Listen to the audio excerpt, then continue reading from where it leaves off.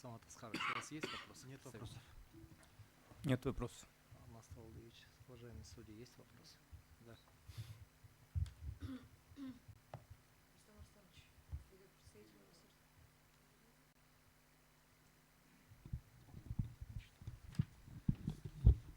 У меня такой вопрос. Вы как представитель Министерства юстиции, Минюст проводит правовую экспертизу всех нормативных правовых актов, Да. правда же?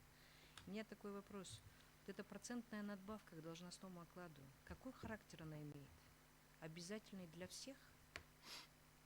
Процентная надбавка к должностному окладу Да,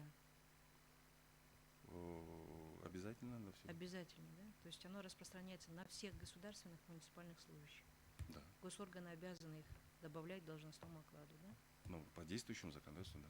Ну вот, а та часть, скажем, временно действовавших в данном случае государственных служащих, которые остались до 7 июня 2016 года, они, получается, остались без надбавки, да, на тот момент?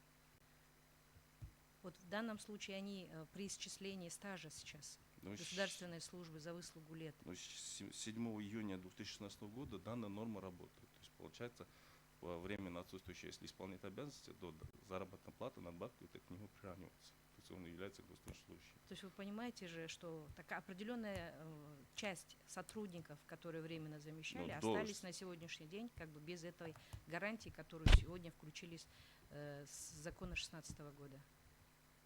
Да? На это я не смогу ответить. Нет, Поэтому да? Ладно, спасибо. Вы все-таки скажите какие-то ключевые аргументы Министерства юстиции.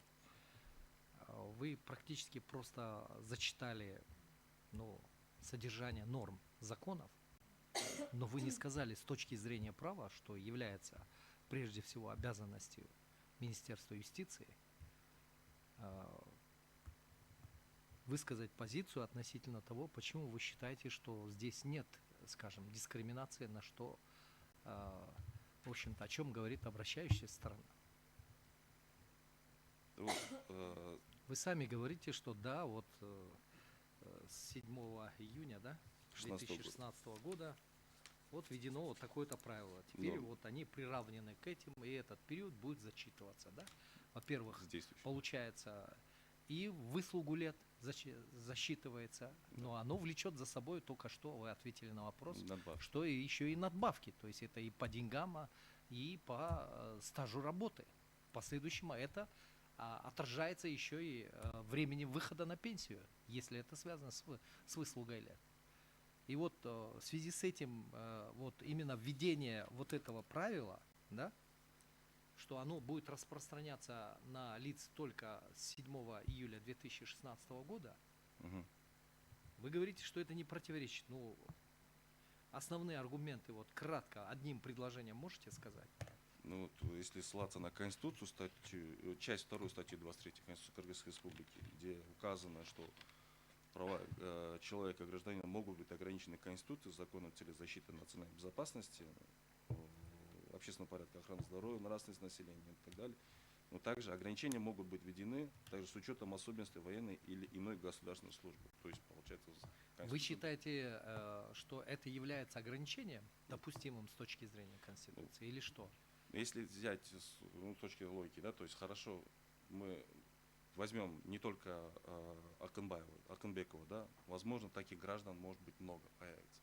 И эти граждане начнут... Ну, разумеется, много их, поскольку сейчас какого-то с 90-х годов, с 99-го года фактически это коснется или, скажем, могло коснуться, да? И вот считайте, если могло коснуться вот лиц, которые с 99-го года.